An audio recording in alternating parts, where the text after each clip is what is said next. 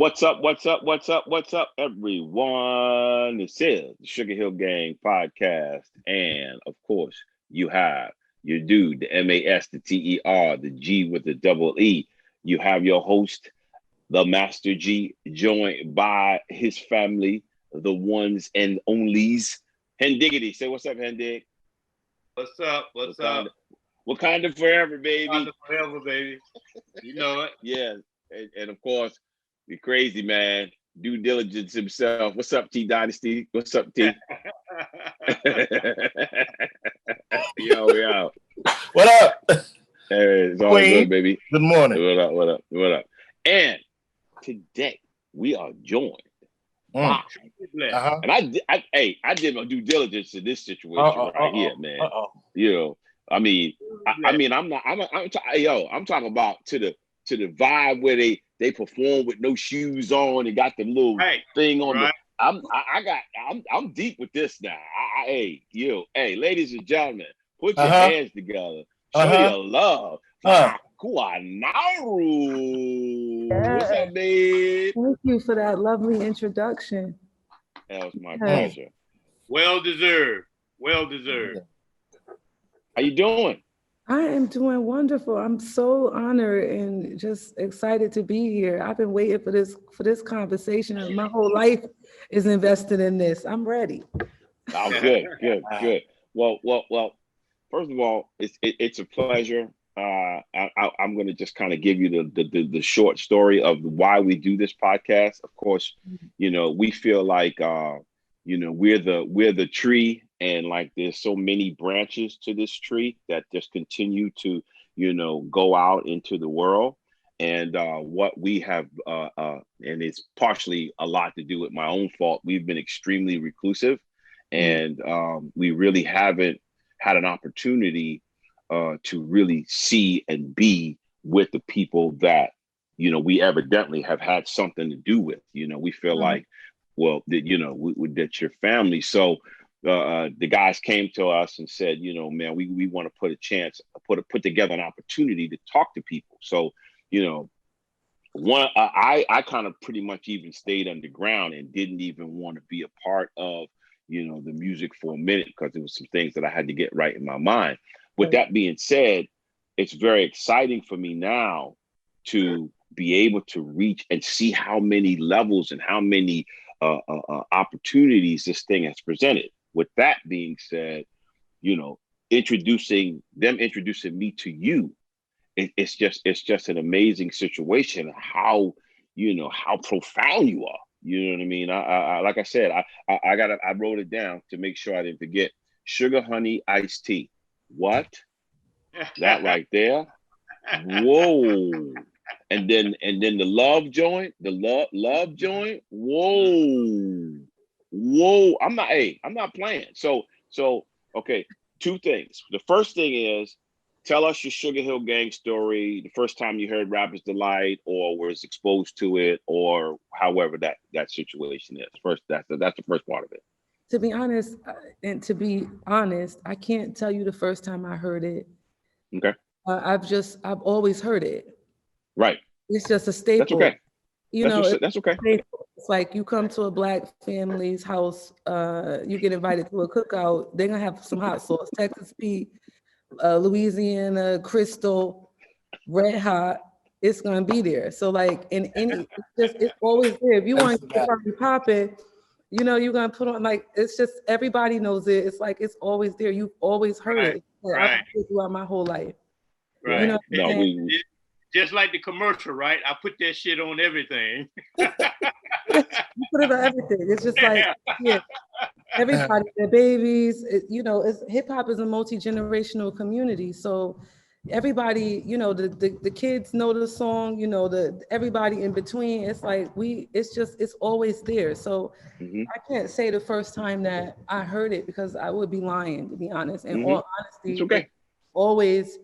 It's always been there. And I think that Rappers Delight, the Sugarhill Gang, and like as I started studying hip hop, over time, learning more and more, as we already know that this is like the first real hit, like this put hip hop on the radar and like started a conversation. You know what I mean? Was this what, 79? Yes. So this is, yes. I know a little something, but you know, 41. So it's just like, you know, like I said, it's always been there. Yeah. Yeah, it's No, like we understand. Yeah, it's like if you haven't heard it, like I remember once I was at a party, and you know everybody was like, "What you is not," and I'm rapping, and then you look and it's this one person, and they can't rap along, and you look at them like, you don't know it. Clearly you know you had a little bit to drink, or maybe you smoked something is off. Yeah, no, I get it. No, I Right. listen, I totally understand. And that's the reason why we ask everybody that comes on, what's your experience? Because, fortunately for us, our music is kind of embedded in the fiber of world society. You know what I mean? It's like there are lots of times where people, will say to a person or somebody will say, well, do you know who Sugarhill Gang is? And like, nah, we don't know Sugarhill Gang. Then they'll play a song for them. They'll be like, oh my God, of course I know that song. So it's one of them kind of things. So there's the group of people that know it, they grew up with it or whatever. Then there's that version of people that they know it exists. Then there's the other version that know they know it, but don't know they know it, which is another reason why we've also made the decision to kind of get out and start touching and reaching out to people. So that's very cool, and I appreciate your honesty, because sometimes people like to blow smoke, and I don't feel that you're that kind of person, and that's another reason why it's cool. No, I already know that, but that's the reason why it's cool to talk to you. So the second thing is, because you're introducing me to you, tell us about you. What was your experience? How did you evolve into the kind of hip hop that you do, the reason why you do the hip hop that you do? Talk to us about, because you could go, this thing is so wide, there's the glam, I call it glam hip hop. That's the cats that, they want to, I was watching the thing the other day, the rapper has the big chains and the diamonds. That's the glam hip hop, I call it. And then, then there's the awareness hip hop. It's that they're gonna bring you to and so many different levels of it. So talk to us. Tell us where you at. Okay, so I'm from New Haven, Connecticut. Oh, cool.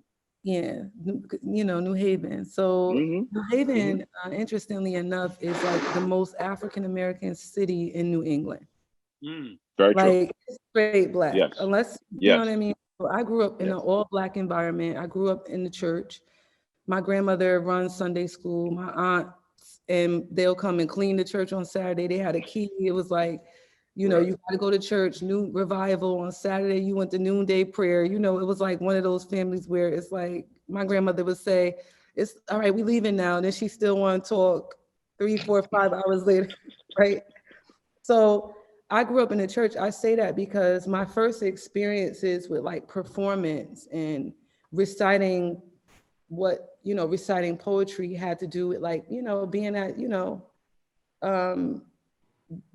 being a little kid at church on Easter and reciting a poem in front of the church. If Jesus wept, and the people would say, oh, all right, baby, So then at some point I discovered hip hop, but I used to write poems, reading Langston Hughes and Philip Wheatley and the classics, and Maya Angelou, and I fell in love with poetry. And at some point, I recognized that same poetry, if it was rhymed and chanted a certain way, was actually rap. Because I didn't make the connection at a certain point. It was just like, then, okay, growing up, and people would be, banging on lunch tables and rapping. And I was always an MC. As a little girl, I was slept on. People would assume like that what I was doing was whack. So you had to be ready for a battle and be ready to battle anybody. I mean, and then I think like at some point, my family recognized that this is something I like to do. And my mom thought it was cute, and they would throw parties and let me rap, and and my uncle would make beats, and and then at some point it was like throughout my life when I went to college, I'd be like in a cipher, in the dorm with my friends, doing stuff we don't have no business doing, but we would be, rapping and smoking, whatever. Yeah. And then I started traveling. So at some point, I didn't know that I could grow up and be a hip hop artist. I just thought maybe I'll grow up and be a writer, or I could teach writing or something that had to do with being creative and writing. And, at some point though, I went to college, I went to graduate school, I started traveling, but I was always an MC. And I would be invited to these little ciphers and I would come and blaze it. Like, listen, you're going to give a sister the third verse. Like I'm about to, listen, it's dead. That's it. So, this is when they would always give the sister the third verse because they knew she was going to kill it. So you had to give the livest one the third verse. So you had to be the only girl in this one crew. You were the one sister in the crew. So anyway, to make a long story short, at some point, it was like I started traveling out of the country and I recognized that it was like everywhere I went, somehow there was a band, an open mic, a DJ, somebody making beats. And it was like hip hop was like a ghost that was following me. Like, you can't run away, girl. Here come this bar, drop these, bars. So I was living in China. I went from there, then I came to Europe.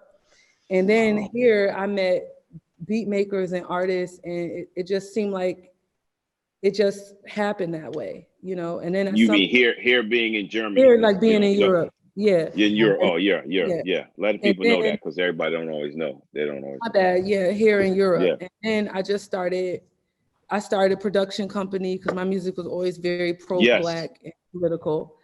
Right. And I started releasing my own music. I put together a band. There were doors that were closed because folks. Dig Flow, right? That's the name of the band, yeah. Right. Yeah. But the production company I started is called the Urban Era. So I started releasing my own music. Then I started producing because I was like, I didn't want to use samples. I wanted to go into the live direction so I could have more ownership in what my music sounds like. So my last 3 albums, when you hear them, it's like, it's what I wanted it to sound like, just to have more control and I didn't want to be in the position where I was saying, oh, they won't put me on. They don't want to put my album out. It's like, no, I'm going to put my own shit out. Right. And I'm going to put my own stuff out and laugh. Right. Yeah. No, bless you. No, I love it. What is your axe, Mama? What is your axe? What do you play? What What instrument do you play? You play anything? My voice. That's it. That's it. But the direction that I hear and the music that I hear is from you. Absolutely. Your voice is an instrument. Yes. Yes. I used to hate sometimes when I get in, rehearsals and stuff with musicians, and they want to play the same song 100 times, and then I'm like, well, what about my voice? You can sing. No, my voice is an instrument just like yours. It wear and tears. You know what I'm saying? Right. So your voice is actually an instrument.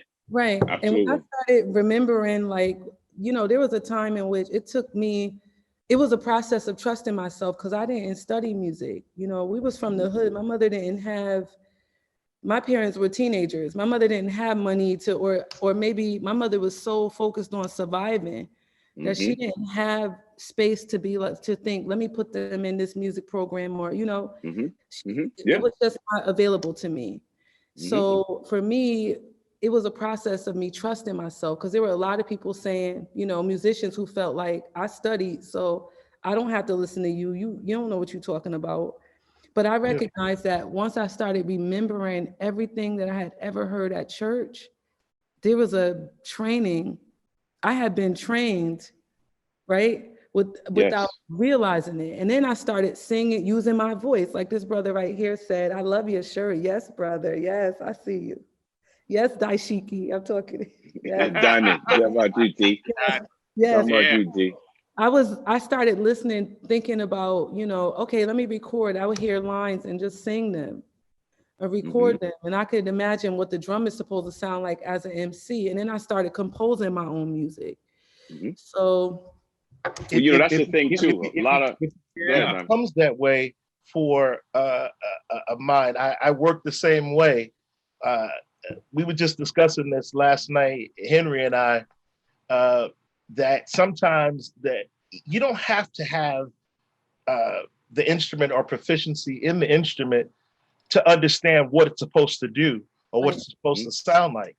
If you have it in your head, I've written 1,000 songs just describing things to musicians about exactly what I wanted to hear, and got them to do it. You know, the greats of the great would say, would say that, no, you can't do that. You have to understand this and you have to understand that. But it's never been a thing with me. I remember, with the guys, we play live, and so the first time that we were in a session, my brother is he's been a studio musician and a touring musician for a long time. He came in with, hitting him in the head. Okay, this is where we're gonna start, and everybody's looking around with this look on their face, like, okay, this is not how we do things. Well, it was very technical. It was very technical initially, but it just describing things, like listening to what I've listened to thus far. Wow. Thank you. Wow. Incredible, right? Like I know. The jazz, this is a joy. Yeah, the movement. Absolutely. I mean, what I can say is that from he froze. So I'll say it. Because a lot of your best musicians in the world, you put them in a room, they're not composers. You know what I mean? I mean, you're a composer. You know what I'm saying? So you know how to put things together and make it make sense, to have a project, a complete composition once you're done with it.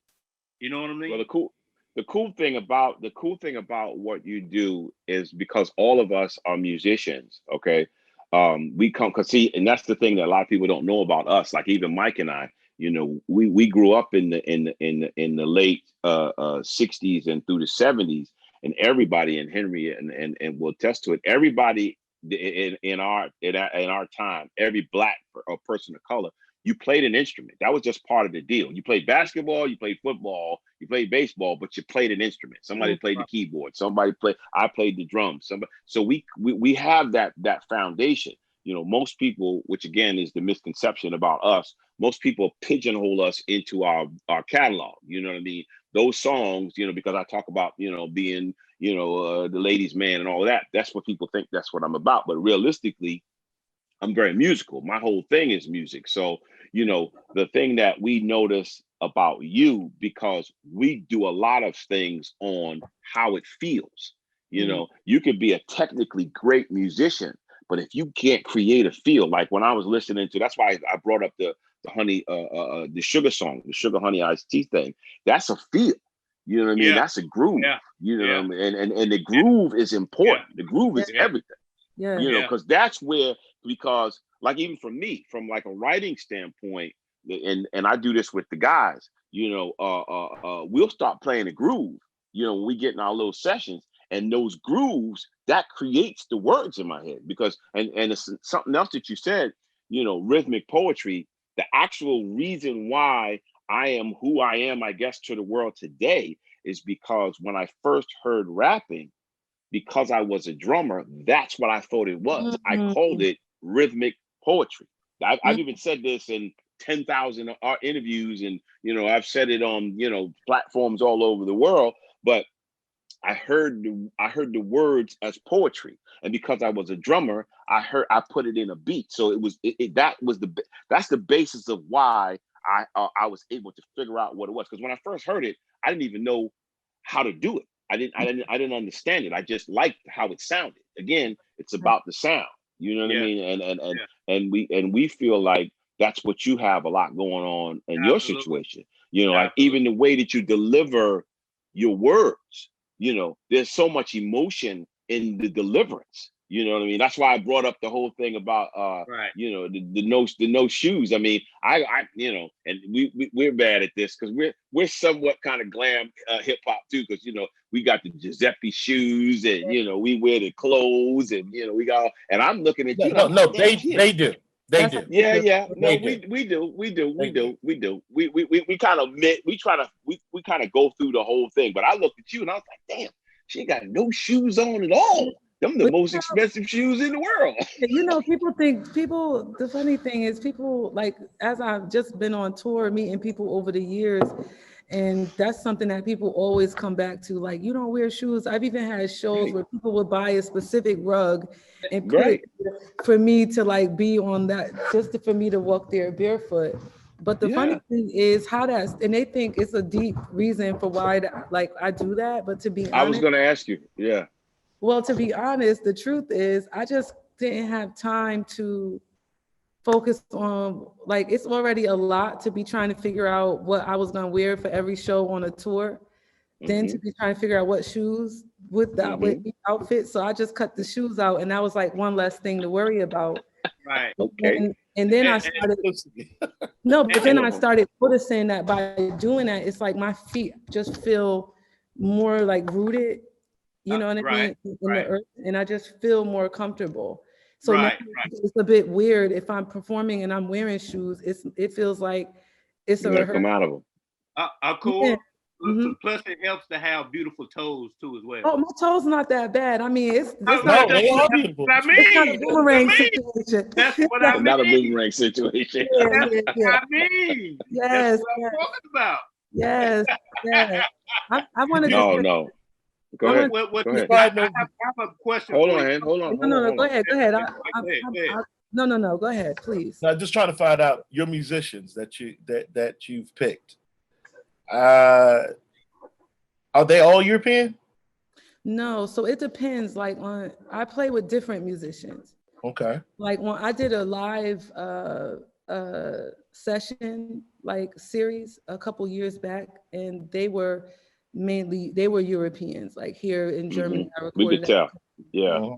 But I mean, over the last 2 albums, like I play with people from all over. Okay. So yeah. I just find that there's an abundance of talent over Germany and all the rest of that. So soulful, you know, like even Russia, you know, like you go to these places. I mean, you're finding things out of the box, you know, being in America and then being in different countries all over the world. You find different musicians that do different things, but I find sometimes when you go Asia, the musicians that they're so wound around their instrument that, you know, like the sound that you get, that's why I keep going right back to that sound. It's like even when you were doing that, what is that, Mother? My Mother's Daughter. Woo! Oh, come on now. No, we do. Hey, we dug in the crates. Okay, let me say this. Please, let me say this. Let me say this to y'all. I don't want to get emotional. I'm trying to keep it together. Please, I don't. I appreciate y'all so much. I don't want to testify. Y'all know I'm from the old church. Speak your mind, baby. Speak your mind. Go ahead, speak freely. Okay, let me just speak the truth. I woke up yesterday morning. I've been struggling with jet lag because I just got here. So I'm here working with a classical orchestra right now. I'm about to play 2 shows tomorrow and Friday with a 10-piece string. We're doing Beethoven and hip hop. I'm gonna send you all the video. Yeah, but please. I'm gonna send you all the video so y'all can see it. And I woke up this morning. I woke up yesterday and I was so the jet lag, you know how it is. It's on the way there. It always takes me like 2 weeks just to get to feel back. Like and I was waking up and I woke up and saw what's happening in Philly. And about this woman they just appointed to the Supreme Court. And my music is very political. Like it's always about Black womanhood. It's always about my people. And so that was weighing on my spirit. And just, you know, on top of whatever you have to deal with as a human being, me as Akua, as a person, right? Because sometimes when you're an artist, the world, there are people who follow, it's true, there are people who follow my music, but there are other people who've known me where they're not even pressed like that. They just like, sis, look, you know what I mean? So all that just to say, it was like, I needed a sign for something. And for y'all to be who you are, legendary, iconic, right? In your contribution, in what you mean to this to this genre, to this community, to this global phenomenon, to this, you know what I mean? Like for real, as, you know, like icons of the genre, for y'all to notice me, to see me, to listen closely, to read closely, to invite me here to this space, here, Luther Vandross said, here and now, and to say to me the beautiful things that you're saying, it really means a lot to me. I'm really touched. It's totally deserved. Well totally deserved. I'm so No, listen. Again, and that's what, again, this is so great for us, you know, to be able to finally have an opportunity to really to do this. You know what I mean? To be able to reach people like you, because you are the real deal. I mean, I'm not taking anything away from Mike and myself. I mean, you know, we're the first to do it. We're the first to tour the world. Yes, you know, we had to deal with whatever, but you know, Mike and I, the thing about Mike and I is that we were right place, right time, right talent. You follow what I'm saying? I mean, all of that had to come into play for us to be here today. You know what I mean? If it was just the right place and the right time, but we didn't have the right talent, I wouldn't be talking to you right now. You follow me? If we weren't able to transition from, you know, Rapper's Delight to Apache and then all these other songs, et cetera, and be able to write and record, and we wouldn't be here right now. So the thing that is most important about this, talking to a person like yourself, is that you're like the fiber of hip hop. You understand? You know, because you know we bob and weave into that. We bob and weave into the glamour side, and we bob and weave into the, you know, we've done, you know, Jimmy Kimmel, and you know, we do all these different things, man. So, and we get all of that, you know, but the real work, the real deal, the exposure or the experience for even for me personally, is to be able to do that. Like I said, I'm sitting here and I'm listening to this, and I'm like, you know, this is extremely deep. You know what I mean? And it's and so when we get these opportunities to talk to, you know, a developed artist like yourself, it's almost a reboot or like a breath of fresh air for us. So, you know, whatever you getting out of us, we getting it back from you. You know what I mean? Really, absolutely. You know, I mean, I get motivated. Like I'm motivated like crazy. I want to go write some really slick stuff right now. You know, so he made me write music last night. Yeah, see? She made me write music last night. Wow. So listen, talk to us, and we know you're socially conscious, and you know, we had to kind of, you know, get comfortable with one another before we you know, really kind of delved into it. And you know, you being, like you said, we're well-traveled people here. You know, we've been in, you know, all parts of the world, and we've seen the world from different perspectives, but you're actually in Europe right now. Talk to us about, in real time, how the perception of what's going on over there, as opposed, and how your perception, because when we get, a lot of times when we go over, you know, like we'll be in Paris, and the person will say, you know, like when Bush was president, the guys will remember this. We was on tour when Bush was in office, and people like, oh, you're president, you know, what's the deal with him, you know, da da da. Or when Trump got in office, you know, we'd be in Switzerland, and somebody like, oh my God, Trump, right. So where are you at, man? What's going on with your perception? How are people seeing us right now? I think that a few things, like so I was on tour here last month, and then I went back because I live in between, right, the States and here in Cologne, actually. Beautiful place.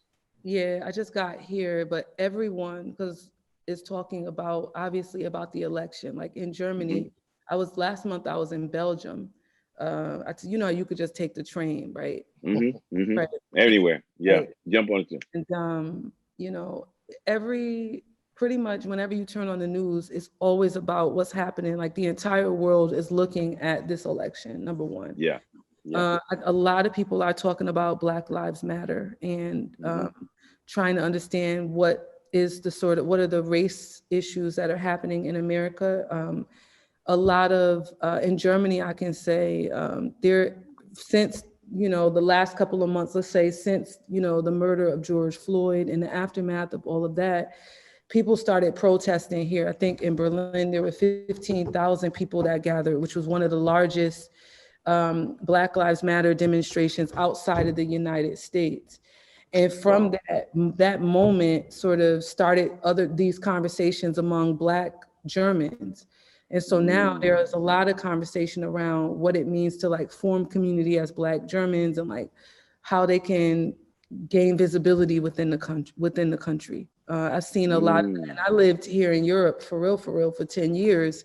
And I've never seen the conversation this visible, you know, this honest, you know, this forthcoming, like I have within the last few months. I agree with you. I could see that. Yeah, and I could definitely see that. Yeah, a lot of people across race though have been talking about, you know, obviously about Trump and feeling like this is a joke and asking like time and time again, people are asking like, how could this even be possible? Like, this is completely absurd, ridiculous. You know, yeah, I don't, you know, yeah, but they also have some stuff going on here with, you know, in Germany, like there's kind of the equivalent of like a right-wing party that's becoming, you know, bigger. And I think, was it last year that they got a vote that was like historic since, you know, they got like a large number within, it was a historic number of people who voted them in, which gave them more. And, you know, in other places across Europe with, you know, so they got a lot of, I think sometimes in Europe, it's a tendency to look at the American situation and to only be able to look at race and race relations as an American problem. Right, you know what but I mean? it's not really dissect the insidious ways in which white supremacist, imperialist, capitalist patriarchy are how it operates in the ways in which it commits, like in ways in which violence is enacted upon people of color in their own backyard. Yeah, you know, the thing is that a lot of times what people don't understand is that, you know, the situation with, you know, different forms of individuals or people of color, whatever the situation, however you want to put it, it happens over in Europe, you know what I mean? But it just happens in a different way, you know. But it's very real though, you know. It's very real. It's extremely live. I think as artists, you get a jaded kind of situation, and I know I experienced it myself because, you know, people kind of put you in this like force field as you move through, especially when you're a popular artist, you know, like commercially successful. You just get this whole like world of people around you that everybody's cool and it's really happening. And what I've even had to do is I've had to kind of, you know, come to terms with, you know, there are real live animals of that intensity in Germany, in you know, different parts of Europe and across the world. And so, yeah, I was very curious to see, because you're actually over there right now. We haven't been over there since last summer. We're supposed to be going back in April, but yeah, so it's interesting to see that. Musically, I think it's important to find out, you know, what is your, because I'm now starting to realize, I was watching this show. I'm watching this show right now, y'all. It's called Warrior. It's based on the writings of Bruce Lee, and his daughter, Shannon Lee, actually is an executive producer on this thing. So it's set with the long and short of it is when the Chinese came over to San Francisco back in the days, and they was laying the railroad and the whole 9 yards. It's kind of based on that whole thing. So the reason why I'm telling you about this is because it's just amazing to see how many races of people in world society have been put in the vortex of just being told or being tried to explain that they don't matter when they really do matter. You know what I mean? And so now it's like, you know, I'm seeing that, and I'm really becoming much more aware. My eyes are more open to it, more so now in my life than ever before. Right. Absolutely. Yeah. I have a good question for you. Questlove is a friend of ours. So how was it to work with him? I mean, it was dope. At the time when I got the call to do the track, they were in the studio in New York, but I was like in Paris somewhere. And they were like, "Can you come to the studio?" And I was like, "No, I can't." And they were like, "Well, you need to record this." So I didn't get a chance to work with him like in the flesh. You know what I mean? They sent you the material, right? They just did it electronically. Right. You know, got you. You know, and you know what? I'm gonna tell you something, man, and that's something that, you know, I kind of dig it, but I kind of also think let me ask you your opinion on that. That's actually a good question. Back in the day, there was no such thing as that. You know, when we first started cutting records, if we wanted to work with, you know, George Clinton, we had to get together. We had to get in the same place, Right. and, you know, we record the stuff in the whole 9 yards. But now you can do that. You can be in Asia, and I can be in Teaneck, New Jersey, and we can work on a track together. Right. There's a certain, to me, the energy is you can create this, yes. Right. But I just think that there's something to be said about, you know, being in the same place and vibing on the same vibe. Don't you agree? I mean, what do you say? Absolutely. Right? I mean, I do appreciate the technology and like what it affords us. It allows us to do a lot. Like right now, we could virtually congregate and commune. And there have been moments in which I've literally felt the vibe through a computer, like where it's just like the spirit. I was just like, wow, like, you know, but of course, like it's not the same. Nothing is going to compete with being Never in will be. flesh in person. You know, it's just, that's right. it's Never a will different thing. We still need to get together and not be so reliant on this technology. Once COVID is out the way, I'm trying to meet everybody in person. Once COVID is out. Yeah, no question. I'm probably the slowest person to turn on technology, period. You know what I mean? But I mean, well, hell, you see, I'm sitting here right now, and I'm dealing with it because I understand the power of it, and it's given us an opportunity, right? Like right now, you know, we had we not have this vehicle, we wouldn't be able to even make this sit down happen. So I'm very cool on that, but I really do think that we still have to think for ourselves. I mean, you can rely on technology and allow it to do the things that it does for you, but there's something to be said sometimes when something doesn't work and you got to turn it off and turn it back on. You know what I mean? After all of the, you know, reboot it and technologically do this and make this happen and move this over here, and then sometimes you just got to turn the damn thing off, turn it off, turn it back on. You know what I mean? So, well, Akua, I would like to say that it's an honor to have you on because you are the first female that we've had on our show. You know what I mean? Out of all the guests that we've had on our podcast, you are the first female. So I feel very great about that. And also I would like to ask, how do you feel about the evolution of hip hop? How you in the direction that it's going today than opposing to, you know, 20 years ago, or 79 when Rappersdelight came out?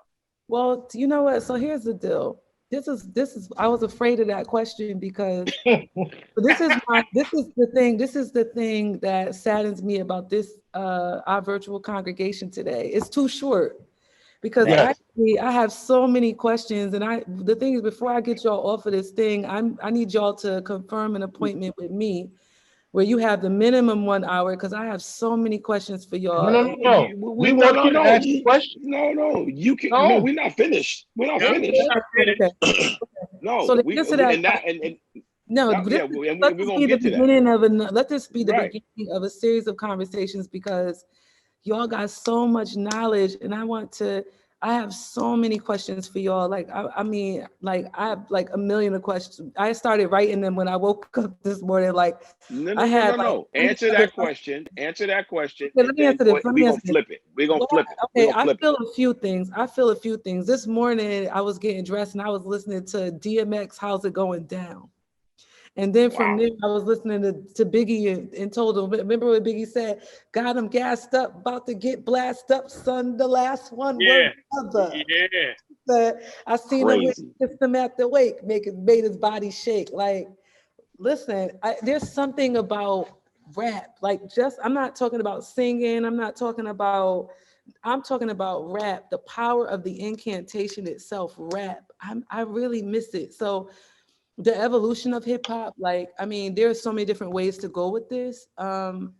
There are some areas that I feel that I'm critical of and that I have questions, and but it's moving in different directions. Like the evolution of mainstream rap, where we are today. I mean, I don't agree with everything. It's amazing. I don't know what I feel about it, to be honest. I think it's amazing to see something that people didn't expect to have a life, right? Like no one knew, from what I was told, no one knew like, oh, this is going to be here, that it's going to be almost 50 years old. Like this thing is going to be a global phenomenon. Like I'm going to be here, in Germany, rocking with a classical orchestra with hip hop, like that is going to create, this is a culture that has fed everybody, sometimes in the midst of our starvation as Black people. And we need to be very, very honest about that, number one, right? Absolutely. Number two, I think that I don't know, it's a lot to say. Speak freely. Okay, I think that there are a lot of, like if we're talking about women in rap, for example, I think that, because I'm interested in looking at women in rap, and I think that, there could be a lot done. Like what I don't agree with right now, I'm happy to see that there are more women's voices now, it seems like within the last 2 or 3 years. Yeah. Because there was like 10 years where there was like 1 or 2 artists in the mainstream. Right. But what bothers me is the fact that even those artists, it seems like they have very, very limited scripts for who they can be and how they can express.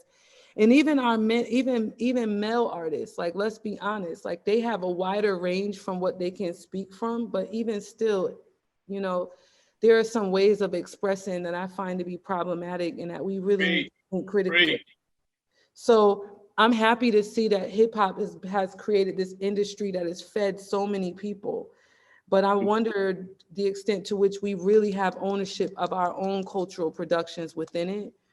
And, and some of the things that I feel like we celebrate and promote as elevation and as progress are really not what we are, praising it for. Like there's another side to it that is, I think, very dangerous.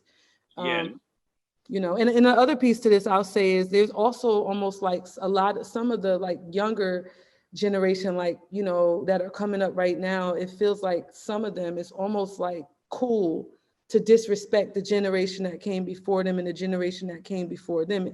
Not unlike, I don't know if in the jazz community, you could just come and say, forget Coltrane. Like, I don't care about Miles Davis. Doesn't happen. It's always respect. It's always respect. You're right. You're right about that. No. But what do y'all think? I'm really interested. No.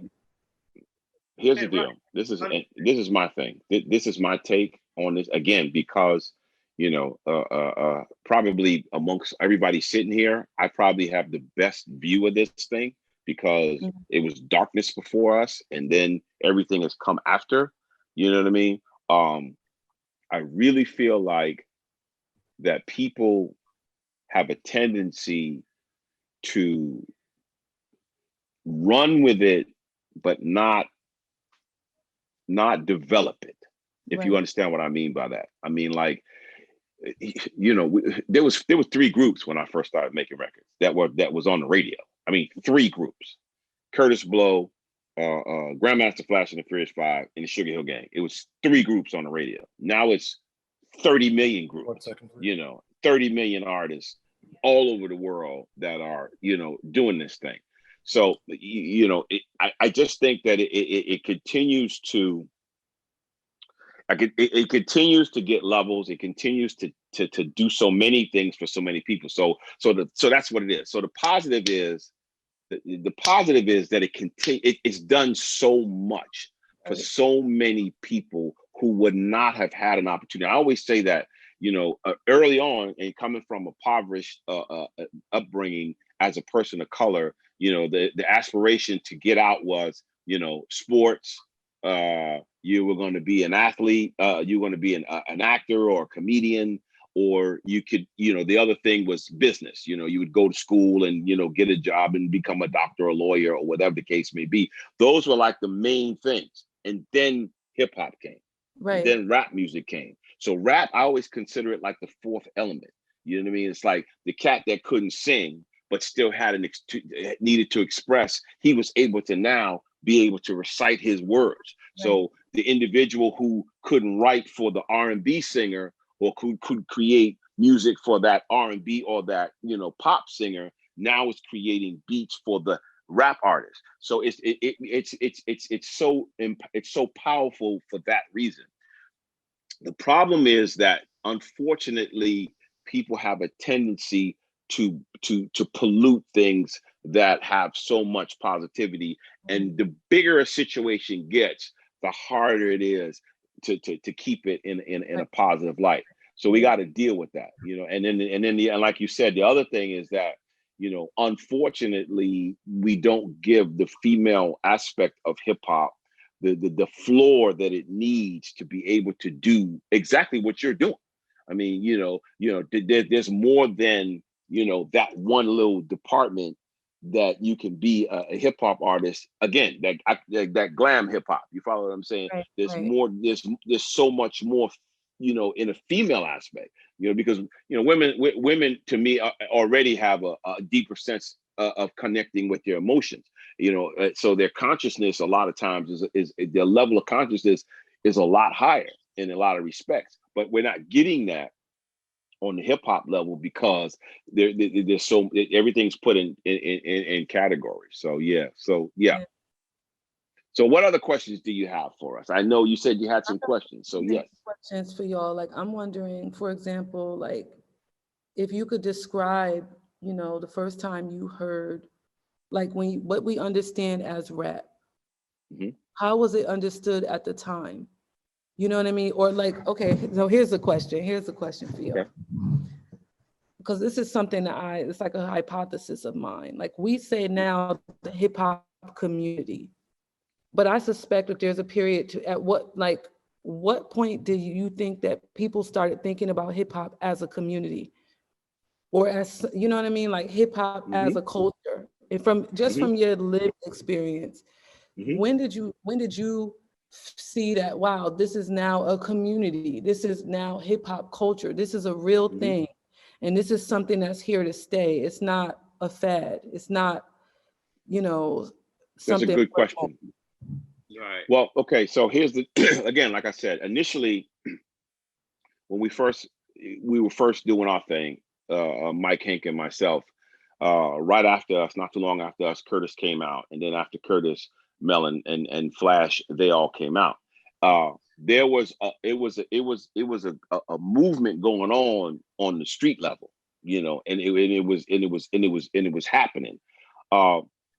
Beyond that, right around the time that, you know, like Houdini and then all these other groups started happening and all this other situation, it got to a point where it really started becoming a part of people's thoughts. It became an ideal. It became a way of being. It became, so many people started to aspire. So it's like, I really felt like it became a fixture in life when people started aspiring to be a rap artist. You follow me? When, you know, like when I first started making records, I didn't think on the level of, I'm cutting this record so I could be on Soul Train. You follow me? It wasn't that thought for me. You know, my thought was, you know, I was doing it at parties in my neighborhood. Now I got a chance to do it on records. And then once I started making records, then I started, because we were groomed as rappers who were artists. You know, we had the distinction of coming from a woman. Sylvia was our producer, rest her soul. She came from the R&B scene, so she groomed us as artists. That was the thing that she always, you know, like for me, she was like, "Gee, I want you to understand. Yes, you're a rapper, but you're a recording artist. Understand that you're a recording artist." So now, you know, when I started writing songs, now I'm not just thinking of, well, I'm a rapper. No, now I'm like, okay, I'm a songwriter. You know what I mean? I'm a songwriter, and I'm an entertainer. So as it continued on, like right around that period when it transitioned from that first wave of us into like when Run and them came and that whole situation, when all of that started happening, that's when I started realizing that this was live. This was a lifestyle. And then, you had all the breaking that was going on in New York, the break dancers, and then of course the beatbox. There's just so many different elements. And then, Crush Groove came out, the film thing started, and it just kept moving. It just kept gaining momentum. And so I'd say, right around that period of time when it transitioned from just the three of us initially to now, and then the biggest thing, and this is really important, the biggest thing is when I started going to other countries. When I first went to England, and they introduced me to this. This is our British rapper, blah blah blah blah blah. And then I went to Germany, and this guy, and he's rapping in German. And then I went to France, and this cat was rapping. He was a French rapper, and that's when I started saying, yeah, this thing is really going to be here. Early on, I didn't think it was. I thought it was going to be a New York metropolitan area. I'm from Englewood, Teaneck, Hackensack, New York area. So I was born and raised in that area too. So my great grandmother lived in Hartford, Connecticut, not too far from New Haven. So I know about that area really well. I thought it was just going to be big in the area because that's what was going on in the area. It was going on in New York and so forth and so on. But when I started traveling around the world and I started seeing, a guy that with a different complexion like mine that didn't speak English, because now this person, again, I'm going to go lay reference to this show that I was watching, every time this show ends, this Warrior show ends, they have a rap song, but the guy is rapping in Chinese. You know what I mean? Like the cat, and it's fire. I mean, like the tracks these people have, they done found some crazy. Every episode, it ends with these raps, and so for me, for me being who I am, to be sitting here in my den watching this and looking at this, it just kind of like it pulls my. It really is like, it's almost like a mushing me in the forehead to say, man, this is incredible. So yeah, if that answers your question. Yes. Well, for me, Akua, I think that basically it was like a domino effect. When I first heard Rapper's Delight on the radio, to me, like you know for a fact that a radio station, any program director, they can lose their job if they play a song, anything over 3 minutes. You know what I mean, or 5 minutes max. And you're talking about a Rapper's Delight being, over 15 minutes long. So to play that song like that, back to back on the radio, you know what I mean? Not only did they play it just one time, it was so many requests coming in that they had to play it again. You understand what I'm saying? So I felt like then that, it started a snowball effect. Mm-hmm. that kept getting bigger and bigger, and because it shedded so much light on it, just like G was saying, that with Curtis Blow and Furious 5 coming on the scene like they did, and all the hip hop dancers and stuff like that, then all the big corporations started getting involved. They were interested, so they started getting involved because they saw it was an opportunity, to make money, because it's all about, at the end of the day, it's all about making money. You know what I mean? So that's when, I felt like it was no stopping that train. I got two questions for y'all, if y'all don't Go ahead. mind. No, we don't mind. That's what we turn the floor over to you. Because y'all named hip hop. So what made y'all say to the hip? Like where did that come from? I can answer that question for you. First of all, this is what happened with that. It's funny that you said that. Mike is Wonder Mike is the first voice that you hear on Rapper's Delight. What you hear is not a test. I'm rapping to the beat. Me, the groove, and my friends are going to try to move your feet. Now I am Wonder Mike. So Mike is the first voice that the world heard. So we call Mike the first voice of hip hop. Okay. Early on, and this as a rapper, you kind of like get your momentum going. Like, be like, yeah, like I said, yeah, right. You getting the flow going because you getting that rhythm, and you what you want to say and the whole 9 yards. Like myself, when on and on and on and on, that's getting into it. You know what I mean? So Mike, his thing was hip hop, the hip to the hip, the hip hip. That was his thing, you know, like that was his thing that he would do to get himself up and running. So he said it in the song. Okay, now the song comes out, you know, this thing keeps going, it keeps going. We're not even paying attention to it. And little by little, we start hearing people say, you know, because we called it rap music, period. Right. It was rap music. Right. That's what it was. What kind of music is it? It's rap music, you know, and that went on for many years early on. Then in the 90s, when I was on my kind of like sabbatical thing and I was just kind of observing the whole thing, I started hearing, you know, hip hop, you know, and then it became like hip hop was one form and then rap music was something else. And, you know, and then I was like, you know, and then for me, it's like, no, man, it's music, it's rap music. It's no, but you don't understand. Hip hop is this, and you know, this is that, and so it just kind of became one of those things that I think, like you said, I think you put it perfectly. It was just there, you know what I mean? And people needed a way to describe it. People needed to put a name on it, and I guess because. And this is funny we're talking about this because nobody's really ever even asked that question.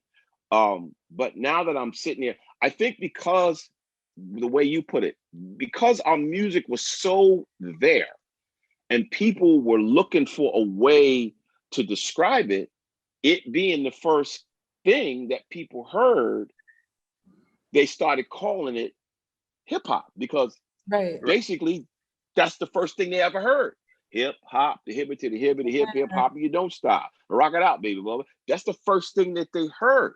Right. So I think that's what happened. I really do. I think that's actually what happened. It just became so embedded. It's almost like a statement. You know, people wearing their pants sagging. One person did it, another person did. Before you know it, everybody's sagging. You know, people now they switched it. You know, so I think that's so that I hope that answers your question. No, I just learned something really in this moment. Now that I think about it. It makes total sense because if you're traveling around the world and you don't speak English and all you hear is to the hip hop, clearly the first thing you're going to take that piece because anyone can understand it because it's not really language. It's like baby talk. Right. It's easy to commit to the brain. It registers with no problem, you know? And I think you're right. I think that's why, and I honestly think, and I'm probably being, you know, a little bit broad with it, but I think the world over the pond started calling it hip hop, and I think it migrated back here. I think they were still calling it rap music in New York. So you know what I mean? So when do you think when was the first time you heard the music? Because now we're doing this is like a real deep academic study.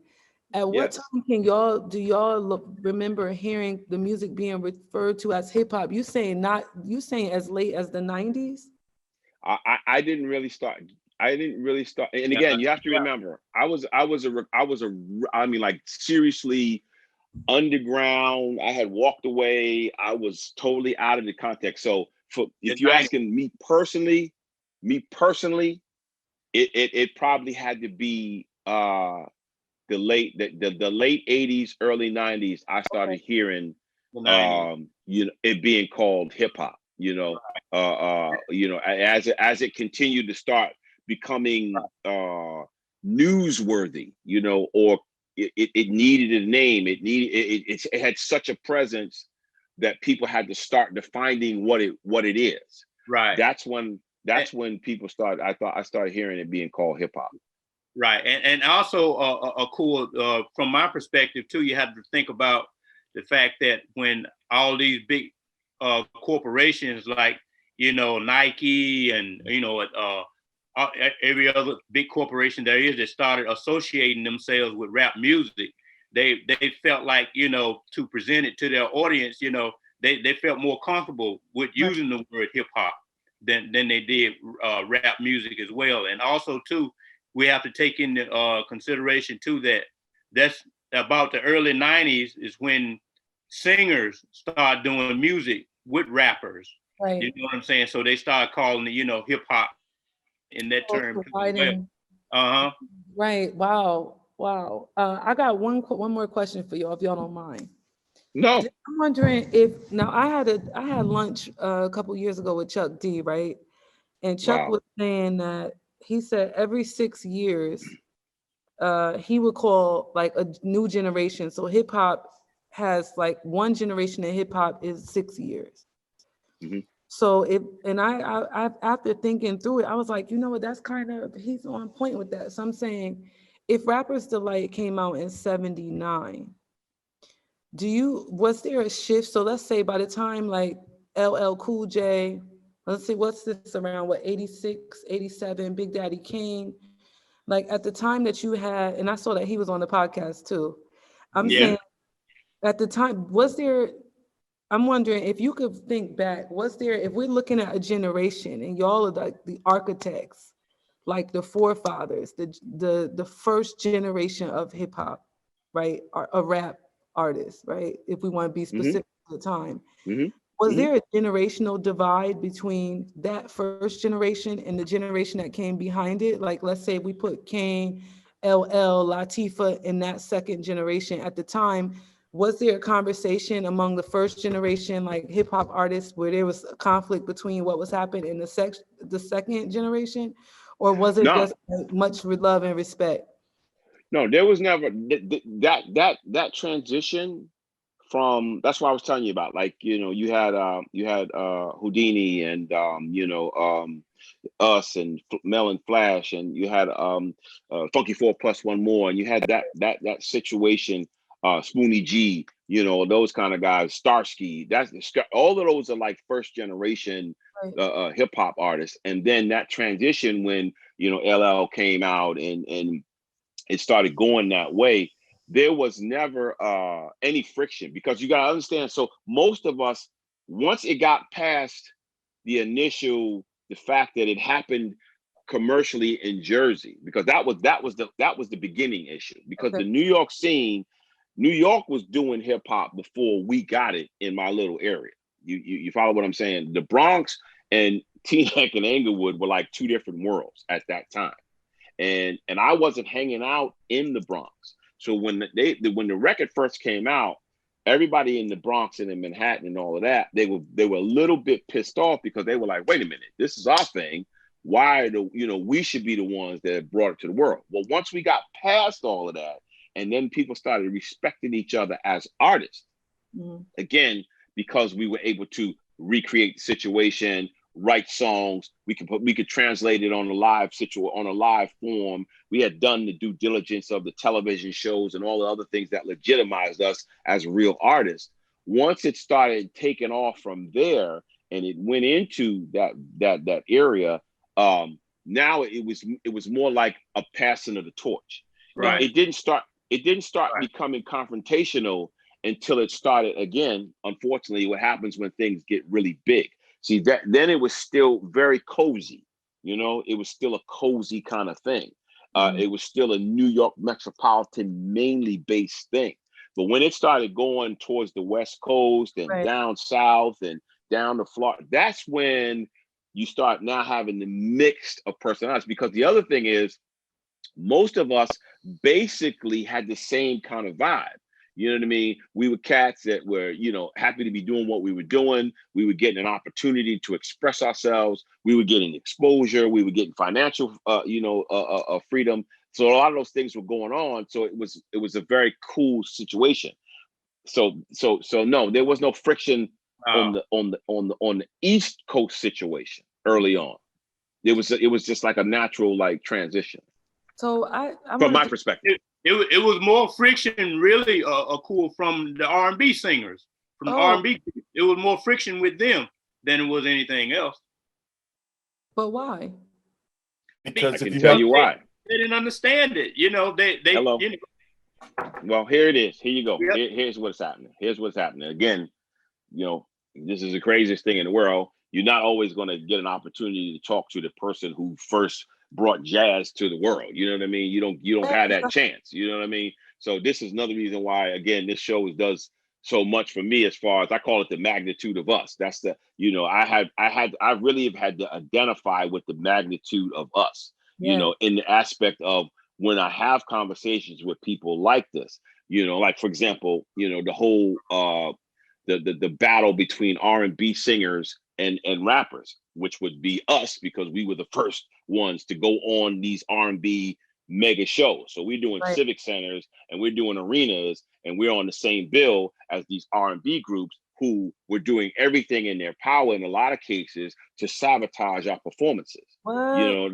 Yeah. Like, I'm not going to say the name of the group, but there was a situation, because we had a live band too. We started out with a live band. That's how we toured initially. Yeah, a lot of people don't know that because of the transition from live band to turntable. So we started out with a live band. So the first couple of years, that's what we did. We had a live band. So let's say we'd go out on a tour, and the R&B group that would be, because we opened for a lot of these acts. Even though we were the hottest group in the world, we would open. These other acts that were established was refusing to let us come on when we should have been coming on last. So the long and short of it is, our band would have to play or use the equipment that was provided for the other group. And they would say stuff like, no, they can't use the equipment. We'd be getting ready to go on, and they would, mess with the equipment so it wouldn't work.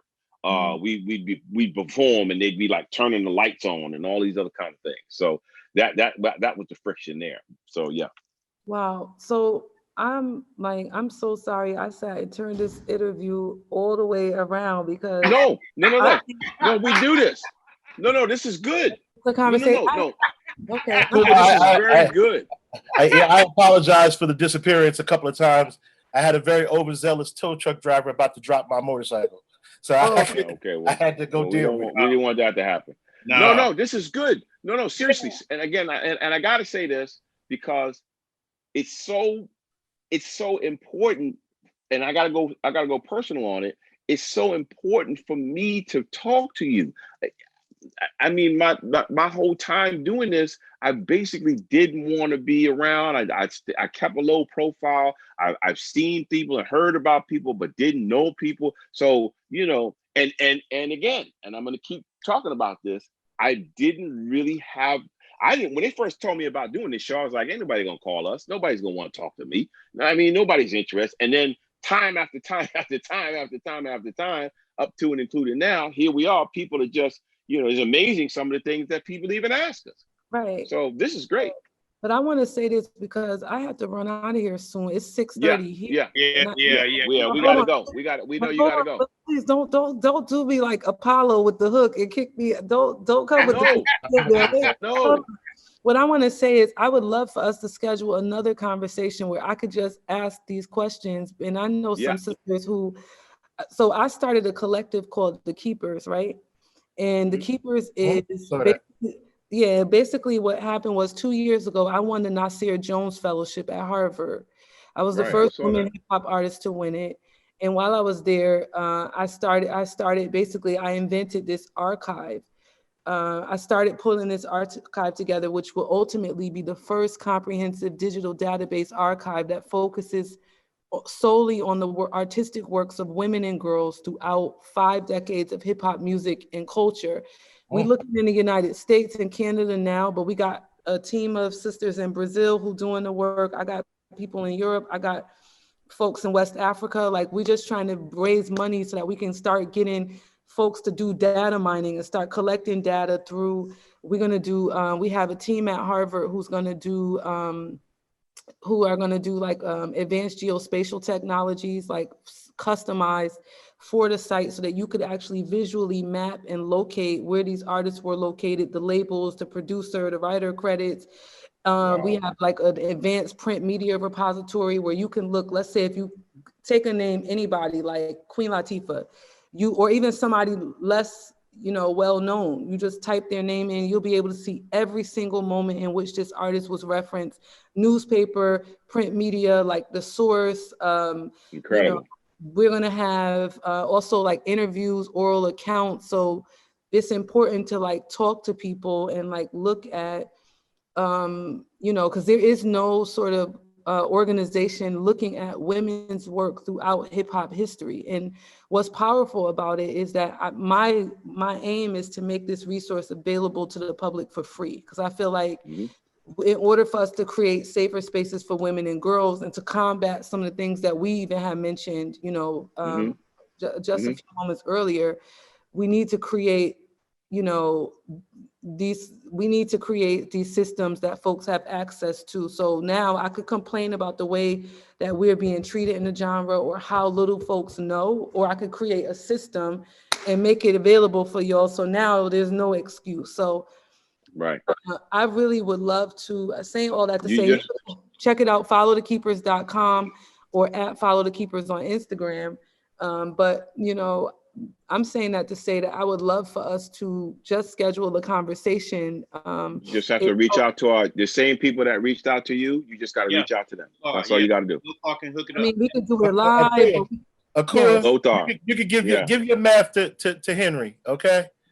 Okay. Yeah. All right. You can do that. I'm gonna say, y'all, like we gotta keep this conversation going because I feel like y'all got so much knowledge. I just learned a whole thing about to the hip hop, and also, I'm gonna be thinking about it, and just thinking about some of the things that y'all said, and I'm so happy that you shared, just that y'all created this space for me to be in conversation. I'm so truly honored, and I feel so uplifted. And please don't ever think nobody would want to be a part of this conversation, and nobody would want to hear it. Every day. Everybody learning every day.